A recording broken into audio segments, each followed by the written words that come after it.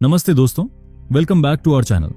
आज हम जो मूवी को एक्सप्लेन करने जा रहे हैं उसका नाम है ट्रेडर, जो एक साइकोलॉजिकल थ्रिलर मूवी है।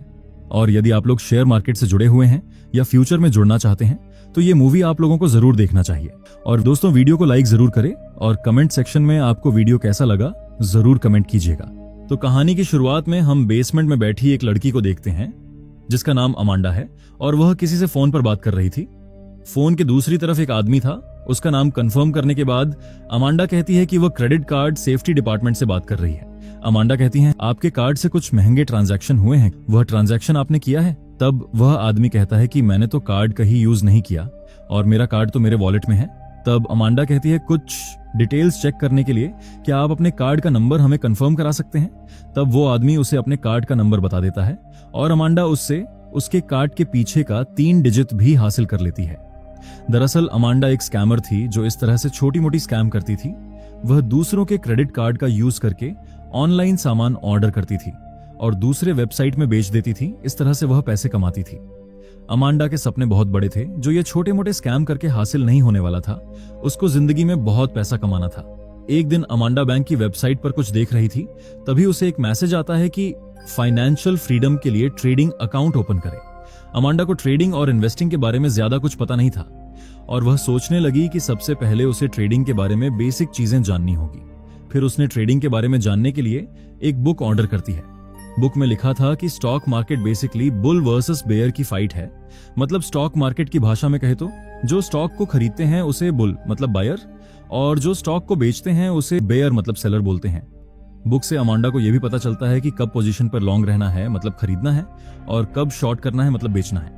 अगर तुम्हें लगता है कि किसी स्टॉक का प्राइस बढ़ेगा तो तुम उस स्टॉक को बाई यानी लॉन्ग करते हो और ये करके तुम बुल रैली को फॉलो करते हो। और इसी के विपरीत अगर तुम्हें लगता है कि किसी स्टॉक का प्राइस नीचे गिरेगा तो तुम इस स्टॉक को सेल यानी शॉर्ट करते हो और इसे ही बियर पोजीशन कहते हैं। मार्केट ऊपर जा रहा है या नीचे, ये देखने के लिए जिस चार्ट का इस्तेमाल किया जाता है उसे कैंडलस्टिक चार्ट कहा जाता है। सिंपल वे में कहा जाए तो बाय का मतलब ग्रीन कैंडल और सेल का मतलब रेड कैंडल। मार्केट में हमेशा ही अपने रिस्क को मैनेज करना पड़ता है, तभी तुम लंबे समय तक मार्केट में बने रह सकोगे। खैर, ये सारी बातें जानने के बाद अमांडा बुक के ऑथर एमिली रॉस को कॉल करती है और कहती है कि मिसेस रॉस, मैंने आपकी स्टॉक मार्केट की बुक पढ़ी। आपने बुक में लॉन्ग टर्म इन्वेस्टमेंट के बारे में ज्यादा फोकस किया है, लेकिन शॉर्ट टर्म इन्वेस्टमेंट के बारे में बुक में फोकस क्यों नहीं किया? तब एमिली रॉस कहती है, तो तुम डे ट्रेडिंग के बारे में बात कर रही हो? अमांडा कहती है, हाँ बिल्कुल, मैं डे ट्रेडिंग के बारे में बात कर रही हूँ। तब एमिली रॉस कहती है, डे ट्रेडिंग जल्दी अमीर बनने की स्कीम के जैसा है, या फिर ये कह सकते हैं डे ट्रेडिंग एक तरह से गैम्बलिंग ही है। तब अमांडा कहती है, लेकिन मैंने ऑनलाइन कई लोगों के बारे में पढ़ा है जो डे ट्रेडिंग करके भी सक्सेसफुल है। इस पर एमिली रॉस कहती है कि इंटरनेट में जितना झूठ बोला जाता है इतना मानव सभ्यता में इससे पहले कभी नहीं बोला गया। ट्रेडिंग का सच ये है कि 10 लाख लोग किसी लॉटरी को खरीदें और वो सभी यही सोचे कि उसे ही ये लॉटरी लगे। तो बताओ उस केस में कौन अमीर होने वाला है, लॉटरी बेचने वाला या लॉटरी खरीदने वाला? तब अमांडा कहती है, लॉटरी बेचने वाला। यही सच है ट्रेडिंग का कि इस खेल में हमेशा लॉटरी बेचने वाला यानी बिग इंस्टीट्यूट जो मार्केट को चलाते हैं वही पैसा कमाते हैं। एक डे ट्रेडर की जिंदगी ऐसी होती है जैसे कि तुम किसी जेल में हो जहां ना तुम चैन से खा पाते हो ना ही तुम चैन से सो पाते हो और तुम्हें हमेशा क्विक डिसीजन और एक्शन लेना पड़ता है। और यह सिलसिला कभी खत्म नहीं होता, हमेशा बेचैनी बनी रहती है। क्या तुम अपने लिए इस तरह की लाइफ चाहती हो? ये सारी बातें सुनकर अमांडा एमिली रोज की बुक का आखिरी पेज दीवार पर लगा देती है जिस पर लिखा हुआ था कि तुम लक को नहीं हरा सकते। खैर, इतना सब जानने के बाद भी अमांडा डे ट्रेडिंग करने का तय करती है क्योंकि वो जल्दी अमीर बनना चाहती थी। वह अपने लैपटॉप से ट्रेडिंग ऐप पर लॉग इन करती है और मार्केट माउथ नाम के सोशल मीडिया नेटवर्क से भी जुड़ती है जहां पर आकर लोग मार्केट के बारे में डिस्कस करते थे। और वहां पर अमांडा बॉब द ब्रोकर नाम के अकाउंट को फॉलो करती है जिसने वेबसाइट पर कैंडलस्टिक और पैटर्न के ट्यूटोरियल डाल रखे थे। अमांडा उसके बनाए वीडियो ट्यूटोरियल देखने लगती है। अमांडा बॉब के बताए सारे पैटर्न को याद करने लगती है और रूल्स को भी फॉलो करने लगती है। अब अमांडा पूरी तरह से तैयार थी और अपनी जिंदगी की पहली ट्रेड करती है। लेकिन पहले दिन ही अमांडा को $2,700 का लॉस झेलना पड़ता है और ये देखकर अमांडा को अपने आप पर काफी गुस्सा आता है। वह एक बड़े से पेपर पर अपने पहले दिन का रिजल्ट लिखती है। इस तरह से अमांडा को हर दिन लॉस हो रहा था और वो हर दिन पेपर पर अपने आप को लूजर लिख रही थी। अब आगे हमें अमांडा की डे ट्रेडिंग का 18वां दिन दिखाया जाता है और उस दिन अमांडा को पहली बार प्रॉफिट देखने को मिलता है और पेपर पर अपने आप को विनर लिखकर अमांडा काफी खुश होती है। और इसके बाद अमांडा 20वें दिन, 21वें दिन और आगे भी कई बार प्रॉफिट करती है और हर बार के प्रॉफिट को वो पेपर में लिखकर अपने आप को विनर घोषित करती है। और अब अमांडा को अपने ऊपर कॉन्फिडेंस आ चुका था, इसलिए अब वो एक पेपर पर रियल डील लिखती है। यानी अब अमांडा एक बड़ा ट्रेड करने वाली थी। वह तय करती है कि वो एक फार्मा कंपनी के स्टॉक को शॉर्ट करेगी, क्योंकि अमांडा को लगता था उस कंपनी का शेयर अब गिरेगा। दरअसल डेल्टा पैक्स फार्मास्यूटिकल ने अपनी एक मेडिसिन का क्लिनिकल ट्रायल करवाया था। इस एंटी कैंसर ड्रग का ट्रायल 200 मरीजों पर किया गया था और आज इस ट्रायल का रिजल्ट आने वाला है। अमांडा को लगता है कि इस कंपनी का ट्रायल फेल होगा और कंपनी का स्टॉक गिरेगा और उसने अपना सब कुछ इस कंपनी के स्टॉक पर लगा दिया। ये बात अमांडा मार्केट माउथ नाम के सोशल मीडिया पर भी शेयर करती है, जिस पर उसने डेजी नाम से अपनी प्रोफाइल बनाई थी। वह यह भी लिखती है कि मैं अकेली हूं जिसने डेल्टा पैक्स फार्मास्यूटिकल का स्टॉक शॉर्ट किया है। आप लोगों का इस बारे में क्या राय है? फिर वह जैसा कि उसने कहा था डेल्टा पैक्स के 2000 शेयर्स शॉर्ट कर देती है। सुबह 9:30 पर मार्केट ओपन होते ही डेल्टा पैक्स का शेयर ग्रीन कैंडल बनाने लगता है और देखते ही देखते अमांडा का लॉस बढ़ने लगता है। अमांडा को अपना लॉस देखकर उसकी घबराहट बढ़ रही थी। अब 12:30 हो चुके थे और लंच टाइम हो गया। मार्केट माउथ पर लोग अमांडा के पोस्ट का मजाक उड़ाने लगे थे, क्योंकि अभी भी डेल्टा पैक्स का स्टॉक नहीं गिरा था। अमांडा की घबराहट बढ़ती जा रही थी और टाइम भी निकलता जा रहा था। यह देखकर अमांडा को गुस्सा आता है।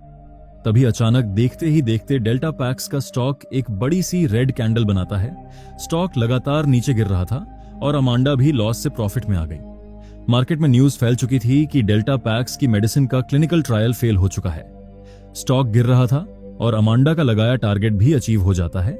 ये देखकर मार्केट माउथ पर सभी लोग डेल्टा पैक्स कंपनी को गालियां देने लगते हैं और अमांडा ये सब देखकर खुश हो रही थी, क्योंकि उसने जैसा सोचा था ठीक वैसा ही हुआ। 4 बजे मार्केट क्लोज होता है और अमांडा एक बड़े से पेपर में अपनी अचीवमेंट नोट करती है। अमांडा ने तकरीबन $4960 का प्रॉफिट बुक किया था। खैर, अब रात को अमांडा सिगरेट पी रही थी, तभी बॉब दी ब्रोकर का मैसेज आता है, जिसका ट्यूटोरियल अमांडा देखा करती थी। बॉब मैसेज में लिखता है, आज तुमने काफी अच्छी कॉल दी, तुम कब से ट्रेडिंग कर रही हो? अमांडा रिप्लाई देती है कि पिछले 1 महीने से तुम्हारे ट्यूटोरियल देख रही हूं और आज मेरा फर्स्ट रियल ट्रेड था।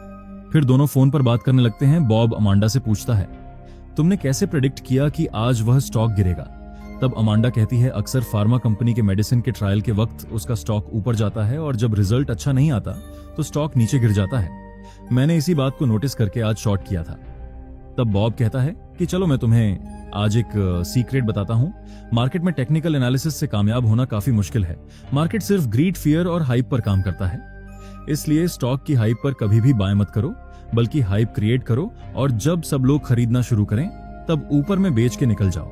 अब आगे अमांडा फार्मा कंपनी के उन स्टॉक को निकालने लगती है जो अपनी मेडिसिन का क्लिनिकल ट्रायल करवा रही थी और जिनका क्लिनिकल ट्रायल का रिजल्ट जल्द आने वाला था। और डार्क वेब से उन कंपनियों की जो भी इंफॉर्मेशन मिलती है उन्हें कलेक्ट करती है।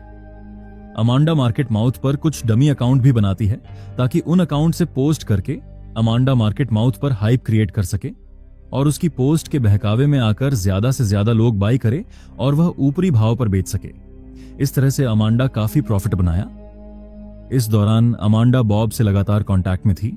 अमांडा अपनी एनालिसिस बॉब के साथ शेयर करती थी और बॉब से भी उसे कई सारी इंफॉर्मेशन मिल जाया करती थी।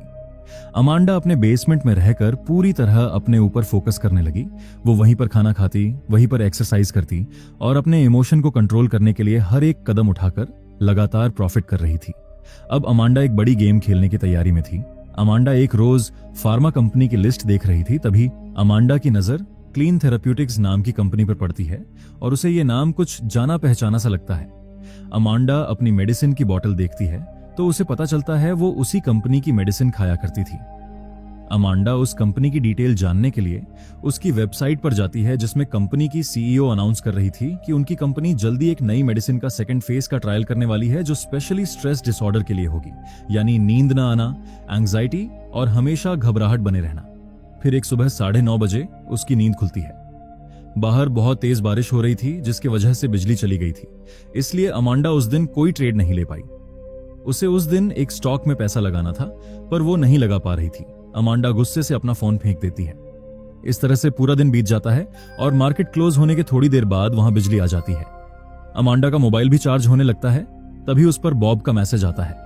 बॉब अमांडा पर काफी देर तक चिल्लाता है क्योंकि जिस स्टॉक में उन लोगों ने पैसा लगाने का तय किया था, अमांडा की वजह से वह नहीं कर पाए। अमांडा को भी अपनी किस्मत पर काफी गुस्सा आता है। अपने टेंशन को दूर करने के लिए अमांडा एक ड्रग्स लेती है। उसके बाद अमांडा का अपने ऊपर कंट्रोल नहीं रहता। उसे सारी चीजें मूवमेंट करती हुई दिखाई देने लगती है। जब अमांडा का नशा उतरता है, वो घबराकर एकदम नींद से जाग जाती है और वह देखती है कि उसके एक हाथ से खून निकल रहा है और एक हाथ में चाकू है। वह देखती है कि उसने वॉल पर भी खून से एरो के निशान बना रखे थे। अब अमांडा उसके बनाए हुए निशानों की तरफ जाती है जो उसने नशे में बनाए थे। तभी वह देखती है कि उसने नशे में पेपर पर लिखा था, जॉन हैमिल्टन को ढूंढो। अमांडा नशे में भी क्लीन थेराप्यूटिक्स कंपनी के ऊपर रिसर्च कर रही थी।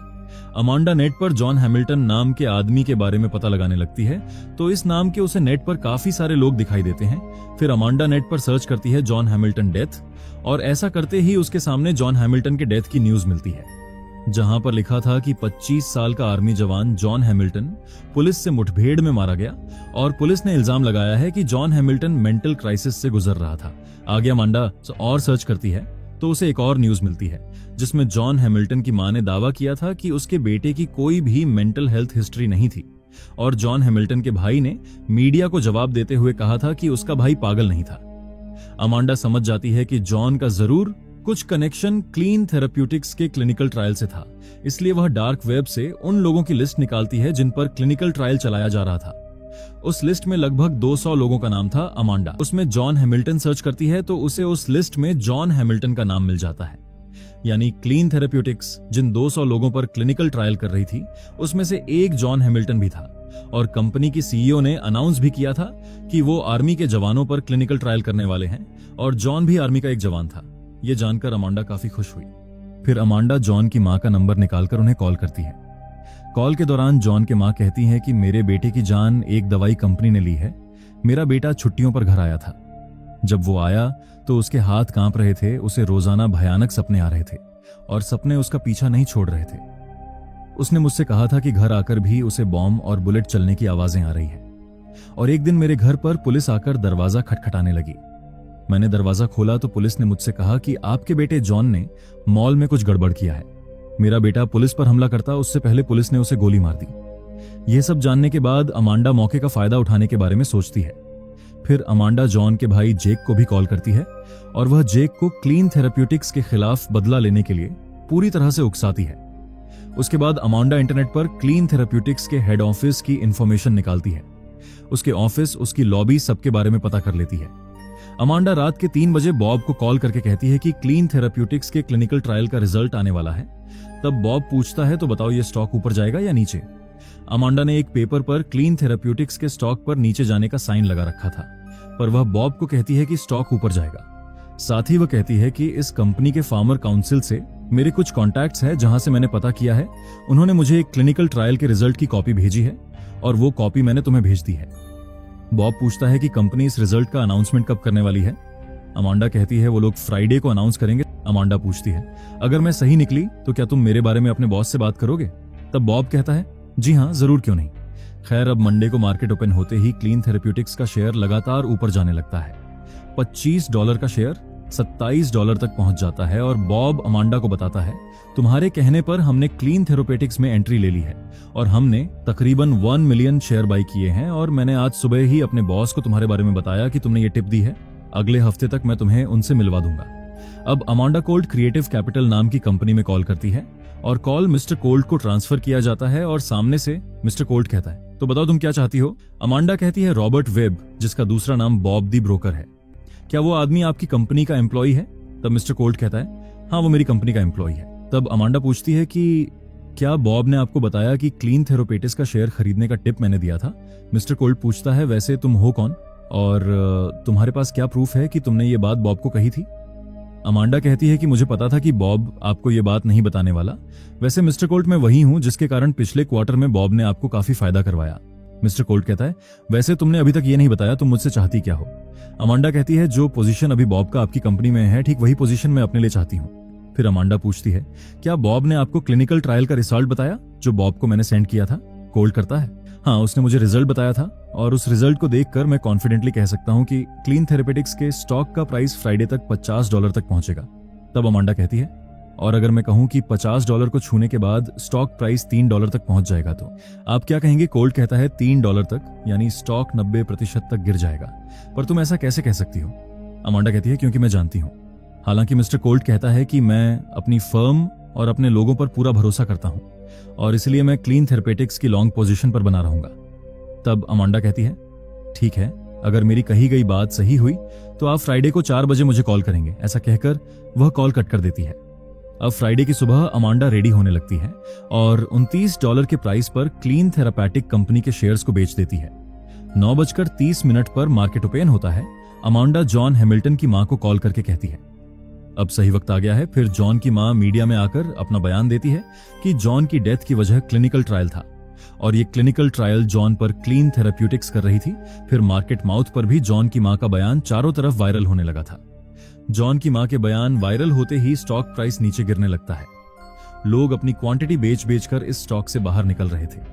अब अमांडा जॉन के भाई जेक को कॉल करती है और अमांडा जेक को एक लोकेशन पर जाने को कहती है। जेक अमांडा के कहे अनुसार उस लोकेशन पर जाता है। तब अमांडा कहती है, तुम्हें वहां पर एक पैकेज मिलेगा। जेक को पैकेट मिल जाता है। पैकेट ओपन करने पर उसे पैकेट में हथियार मिलता है। फिर अमांडा कहती है, अब तुम्हें उस पैकेट को लेकर अपने टारगेट पर जाना होगा, मतलब क्लीन थेरापेटिक्स कंपनी के हेड ऑफिस, जहां पर कंपनी की सीईओ रिजल्ट अनाउंस करने वाली थी। 12:30 बजते ही कंपनी की सीईओ मीडिया में आकर कहती है कि जो भी आरोप हमारी कंपनी पर लगाया गया है वह सब झूठे हैं और बताते हैं कि उनके मेडिसिन के क्लिनिकल ट्रायल के दौरान जॉन नाम का कोई भी आदमी पेशेंट की लिस्ट में मौजूद नहीं था और जो भी उनके खिलाफ झूठे इल्जाम लगाएगा वो लोग उसके खिलाफ कोर्ट में जाएंगे। दूसरी तरफ जेक हेड ऑफिस पहुंच जाता है। अमांडा जेक को कहती है, फायर एग्जिट के जरिए 7th फ्लोर पे पहुंचो। वहां कॉन्फ्रेंस रूम में सभी लालची लोग मौजूद हैं जो तुम्हारे भाई के मौत के जिम्मेदार हैं और तुम जानते हो तुम्हें उनके साथ क्या करना है। यह कहकर वह फोन काट देती है। अमांडा कंपनी के सीईओ का अनाउंसमेंट सुन रही थी। तभी अचानक वहां पर गोलियां चलने की आवाज आती है। जेक कॉन्फ्रेंस रूम में घुस गया था और वो सभी पर गोलियां चला रहा था और कॉन्फ्रेंस रूम में कंपनी के सभी बोर्ड मेंबरों को मार देता है। मार्केट माउथ पर भी गोलियां चलने के बारे में लोग डिस्कस करने लगते हैं और ये न्यूज फैलने लगी और कंपनी का स्टॉक प्राइस लगातार नीचे आ रहा था क्योंकि सभी लोग अपनी क्वांटिटी बेचकर इस स्टॉक से बाहर निकल रहे थे। ये सब देखकर बॉब अमांडा को कॉल करता है। तब अमांडा कहती है, याद है एक बार तुमने मुझसे कहा था कि खुद ही आग लगाओ ताकि तुम जलने से बच सको। अभी स्टॉक बेचने का टाइम है और तुम खरीद कर बैठे हो। तब बॉब कहता है, तो ये सब तुम्हारी वजह से हुआ है। अमांडा कहती है, गुड बाय बॉब, और वो कॉल कट कर देती है। देखते ही देखते वो स्टॉक $3 तक पहुंच जाता है। अब 4 बजता है और अमांडा अपना प्रॉफिट देखकर उसके आंखों से आंसू आने लगते हैं और अमांडा हंसने लगती है। ये उसके खुशी के आंसू थे। आज अमांडा अपनी विनिंग को पेपर पर लिखने लगती है। तभी उसे मिस्टर कोल्ट का कॉल आता है और वह अमांडा को कहता है, मैं तुम्हें मान गया, तुमने एक्स्ट्रा ऑर्डिनरी काम किया है। तुम्हारी वजह से मुझे तकरीबन $15 मिलियन का नुकसान उठाना पड़ा। तब अमांडा कहती है, और क्या हो, अगर मैं आपको सारा नुकसान अगले फ्राइडे तक वापस दिलवा दूं? तो मिस्टर कोल्ट कहता है, तो मैं अपनी कंपनी में तुम्हें हायर पोजीशन देने के लिए तैयार हूं। क्या तुम जॉब करने के लिए तैयार हो? मिस्टर कोल्ट उसे मंडे मॉर्निंग सुबह 9 बजे उसके ऑफिस में मिलने बुलाता है। अमांडा अपने रूम में पड़े सारे पेपर्स को जलाने लगती है जिसमें उसने अपना विनिंग और लॉस का रिजल्ट लिखा था। सब कुछ जलाकर अमांडा अपने घर के बेसमेंट से बाहर निकलती है और यहीं पर यह मूवी खत्म हो जाती है। जुड़े रहने के लिए धन्यवाद। अगर आपको वीडियो अच्छी लगी हो तो लाइक, शेयर और नए हैं तो सब्सक्राइब करना ना भूले। मिलते हैं अगली बार और एक रोमांचक कहानी के साथ।